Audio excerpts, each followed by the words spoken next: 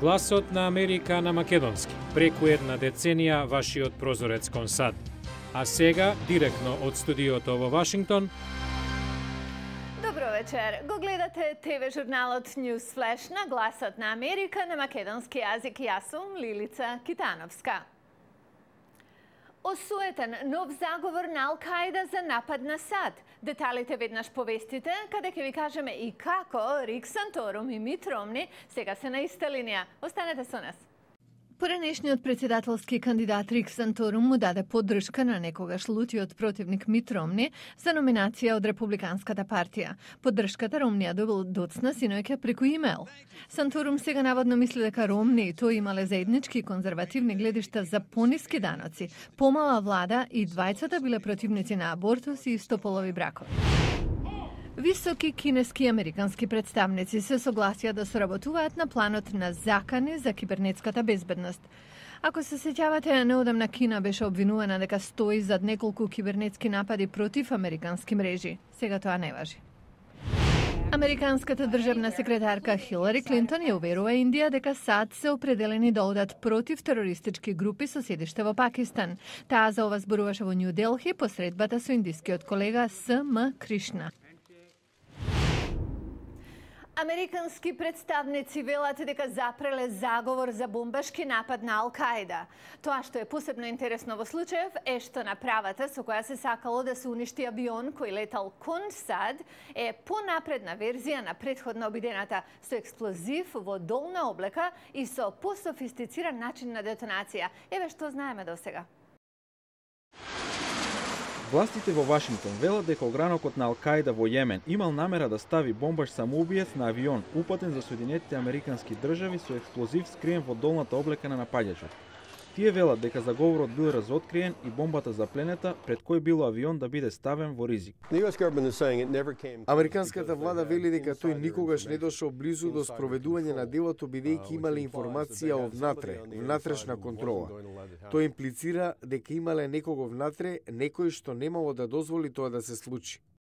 Советот за национална безбедност на Белата куќа во соопштение вчера каже дека американскиот претседател Барак Обама за прв пат бил информиран за заговорот во април и за истото бил редовно брифиран. Ова е американскиот секретар за одбрана Леон Панет. I do not comment on specific classified operations. Не коментирам за специфични класифицирани операции, освен што ќе кажам дека САД се ангажирани во бројни операции против Ал-Каида и незините терористички сојузници, кои би се обиделе да ги нападнат САД. Овој инцидент јасно покажува дека оваа земја мора да остане предпазлива и ние правиме се што е потребно да ја чуваме Америка безбедна. На пресконференција во Нью Делхи, денеска американската државна секретарка Хилари Клинтон ова го изјави.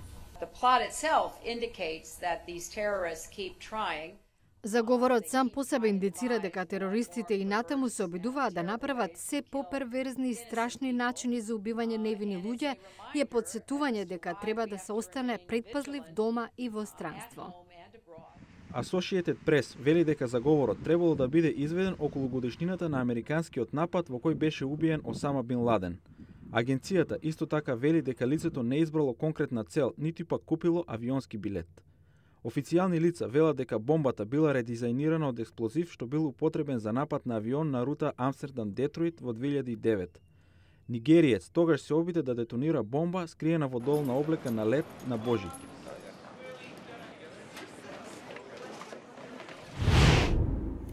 Меклаймонт сестрите преку ноќ ја презедаа нешвилската сцена на кантри музика. Сем, Брук и Моли Меклаймонт уживаа во успехот во нивната родна Австралија, каде се на врвот на австралиската кантри музика. Триото неодамна дојде во Гласот на Америка. Со нив разговараше Лари Лондон. Еве што велат тие за нивната музика и идните планови.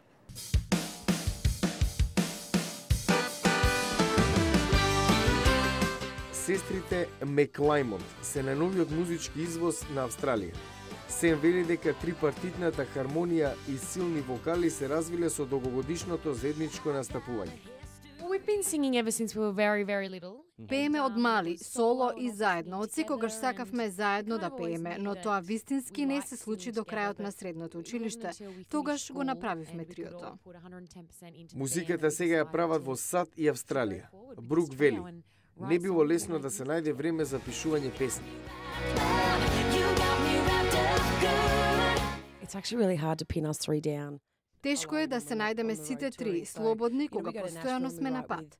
Моравме да букираме време да работиме на тоа. Мек Клаймонтови 4 години поред во Австралија добива титула Група на годината во кантри музиката. Се надеваат на сличен успех и во САД.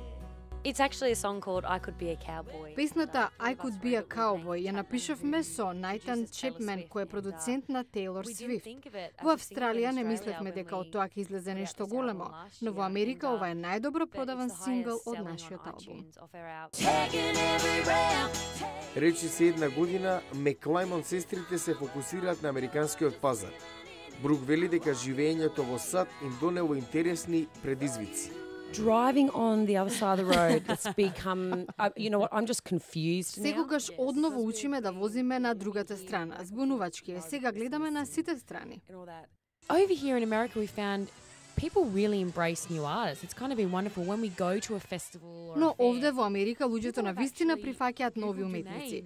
Кога одиме на фестивали, гледаме дека луѓето се подготвиле, ги знаат нашите песни. Имаат слики од нас да ги подпишеме. Прекрасно е. Тие заминуваат на летна турнеја со нивното трето CD Two Worlds Collide. Од музика утре ве водиме во светот на сликарството. Еден од најголемите европски сликари на 20 век, Жоан Миро, е представен со голема изложба овде во Вашингтон во Националната уметничка галерија. Бидете со нас и во среда. Ќе видиме како уметникот реагира на тешките години низ кои минува Шпанија. Утре во Newsflash, со скала до собите на имагинација. Така Миро се справува со темната реалност на Шпанија.